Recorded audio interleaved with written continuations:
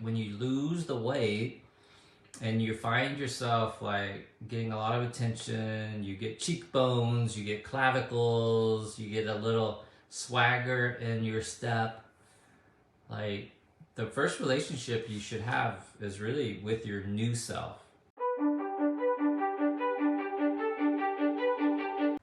Unrequited love is painful but not romantic. At its heart, unrequited love is a longing for what we cannot have. Who among us has not felt its sting? Man, in high school, I was girl crazy. And college, I was girl crazy. Childhood and adolescent crushes that are not reciprocated give way to adult searches for the perfect partner. What we are looking for is someone we imagine will complete us and affirm our worth, and whose love will warm us in our old age. That's bullshit, by the way. I mean, I've said this for a long time. Like, two incomplete people cannot complete each other. And you don't need somebody to complete you. It's an inside job. You gotta complete yourself. The last thing I want is another fucking project. I've got 10 cars and they're all fucking projects. You know, I don't need another project. I need a partner in life. But we are like, from Disney World, Disney pictures and Disney movies, to fairy tales, to what we see our parents, what we see in social media, what we see at weddings. Like, you complete me. Like, oh, dude, it drives me nuts. I'm like, oh, that marriage is not gonna work. It is a powerful fantasy, seldom realized. We seek the unconditional approval of the good parent, the ultimate in emotional security. If we got this as a child, we want it again. If, like most of us, we did not, still we wish for it as a shield in an uncertain, often uncaring world. Our desire to be accepted just as we are is so strong that we sometimes project our need for love onto another and ignore the fact that it is not being returned. In their saddest form, these feelings are directed at people we don't even know. Movie stars are frequent objects of adoration based on how they appear or the characters they play. Jennifer Aniston. Their privacy is routinely invaded by fanatical admirers, convinced that they might somehow induce reciprocal feelings if only they were given the chance. It's like that guy who was infatuated with Jodie Foster and shot President Reagan. What was his name? And then it turned out like Jodie Foster's like gay. She's a lesbian. Did you know this? Did you guys watch the Twilight series, the vampire, about high school vampire kids? That main chick, what's her name? That white chick, Kristen Stewart, that white chick who was in Twilight. She's also gay. She has like a partner. I think they got married. Nothing wrong with that, but I was like, wow, oh wow. That deserves a long, oh wow. Owen Wilson. Wow. That girl turned out to be gay. Go figure. Oh, it's in the book. Their privacy is routinely invaded by fanatical admirers, convinced that they might somehow induce reciprocal feelings if only they were given the chance. Sometimes these frustrated emotions are transmuted into something different. John Hinckley's fantasies about Jodie Foster gave us all a lesson in the power of unrequited love. It's like, I wrote this book, you know, he and I, like, except he condensed it and doesn't ramble. And like, just cuts to the core. He's great writing and I'm the comedic effect. The line between romantic love and obsession is frequently blurred. The key difference is that an obsession can reside in one person alone. It is a close cousin to delusion, a false belief that is a cardinal symptom of a disturbed mind. Write that down. Obsession is a close cousin to delusion. A false belief false belief that is a cardinal symptom of a disturbed mind. Obsession with food, obsession with another, obsession with snacking, obsession with perfectionism is a close cousin to delusion. A false belief that is a cardinal symptom of a disturbed mind. So what is your obsession? I'm obsessed with Yellowstone. You know, because you think that if you found a cowboy, if you ran into Rip, he would like fall for you. Your close cousin to, if you found a dragon, you could conquer the world, like Game of Thrones. What differentiates love, requited or not, is that it is a form of admiration. What differentiates love, requited or not, is that it is a form of admiration. Unlike, for example, a conviction that one is being followed or persecuted by the government. The latter is an unappealing and self-centered belief, while pining after someone has a dreamy, idealistic quality that appeals to our need to hope against hope. One step up from the dangerous obsessions of the stalker is the love that will not die. One step up from the dangerous obsessions of the stalker is a love that will not die.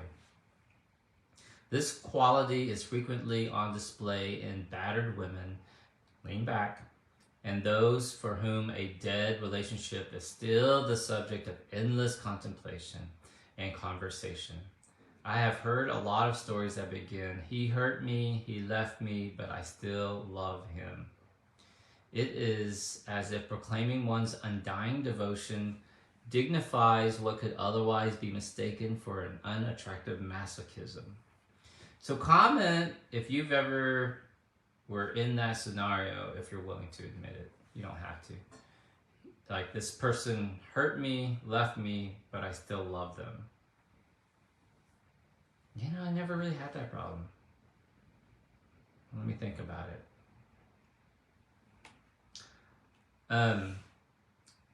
Love at first sight, quote unquote, another popular though mindless fantasy, sets us up for disappointment.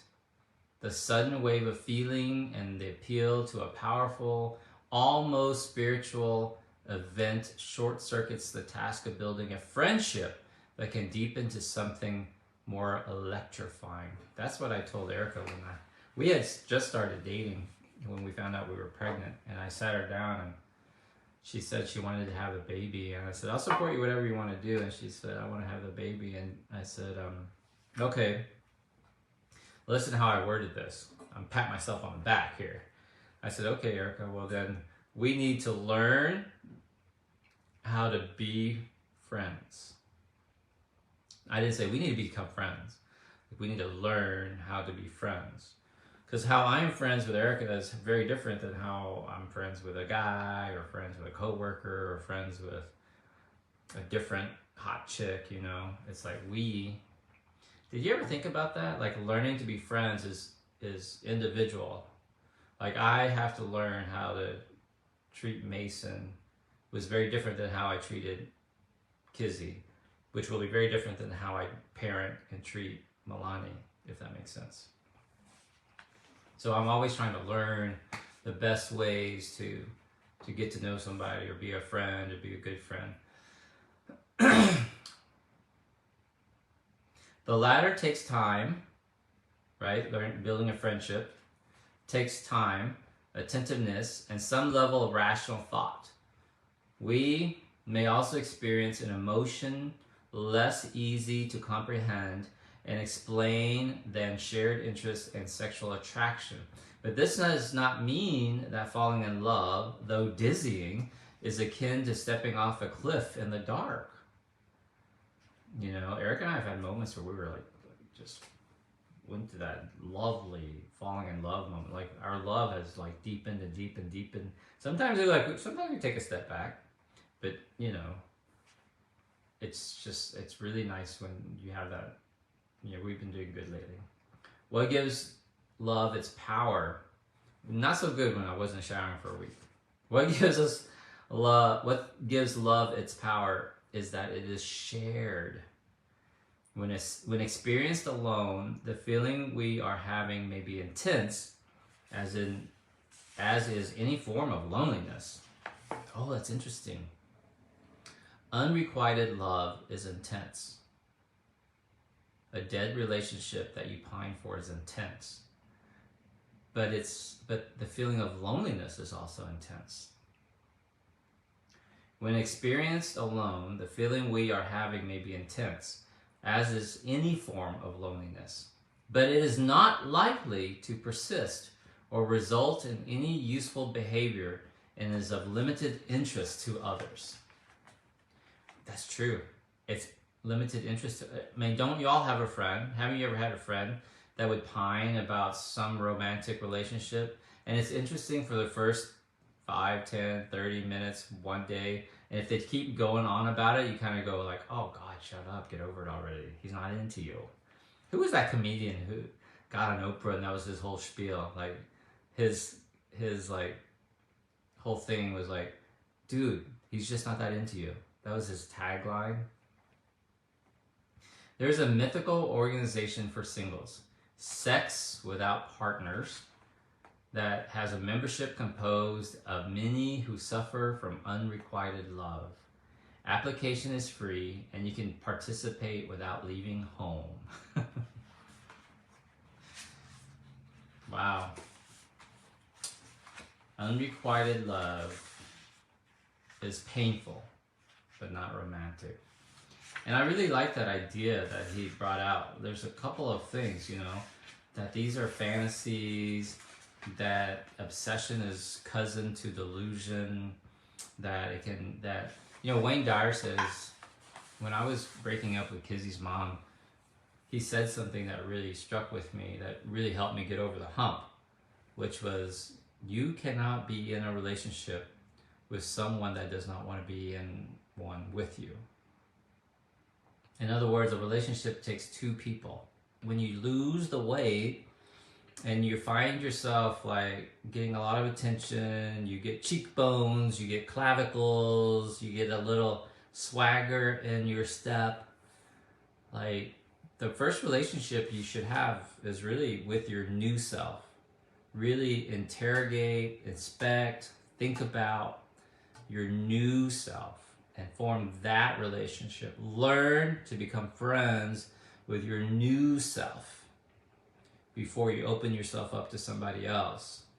Because this idea that I'm going to find somebody to complete me, once you get comfortable with your new self, then you can, you know, address the problems or reignite passion in your marriage or whatever it is, you know.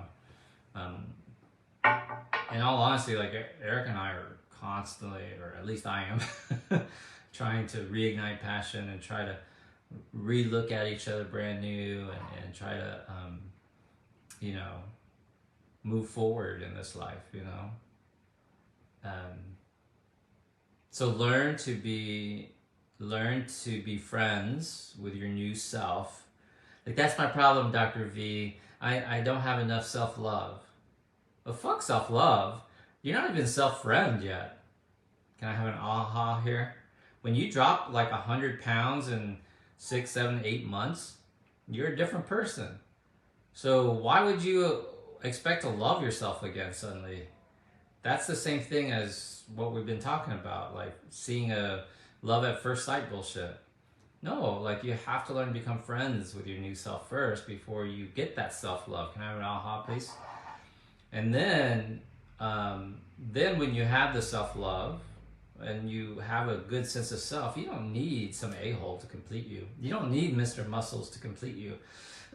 You don't need the guy that buys your drink to complete you. Like, dude, I can buy my own drinks. I'm good, thank you. Appreciate it, you know? And you know, our joke here is like, I've ruined Erica for Olive Garden. Meaning that any guy, after I'm long gone, any guy who tries to take her out to Olive Garden, she's gonna be like, I don't think so, dude. So you gotta get to that point. And it doesn't matter, and here's I get pushback. I got pushback when I was practicing. People go, oh no, I've been married 30, 35, 40 years. He doesn't care.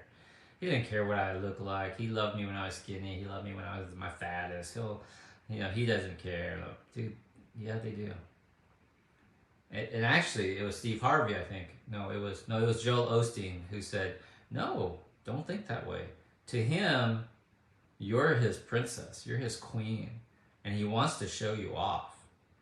You know, at some point, we're all like that. Even if you're a nerd or you're a dork, you want to show. You know, you're objectifying women, Dr. V. No, I'm not. I'm just telling you the nature of men. It's a bragging point, just like we brag about our cars, or we brag about our paycheck, or we brag about our home, or our lawn, or our garden. It's just another thing. And the other the other way goes too. Women want to brag about their men. They want to brag about his paycheck. They want to brag about his six-pack abs, or they want to brag about how well they treat her. Whatever. It goes both ways. It's not a sexism thing.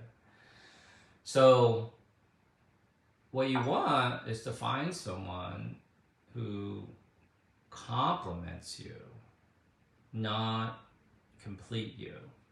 And by compliment, meaning like adds to you, not tell you nice words, compliment. With the I, not the E. Compliment. Which one's which? The E, not the I.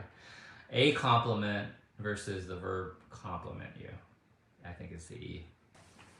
I thought it was going to be a short one, but I rambled on and on. But it is a topic very close to my heart. All right. Think about your garden.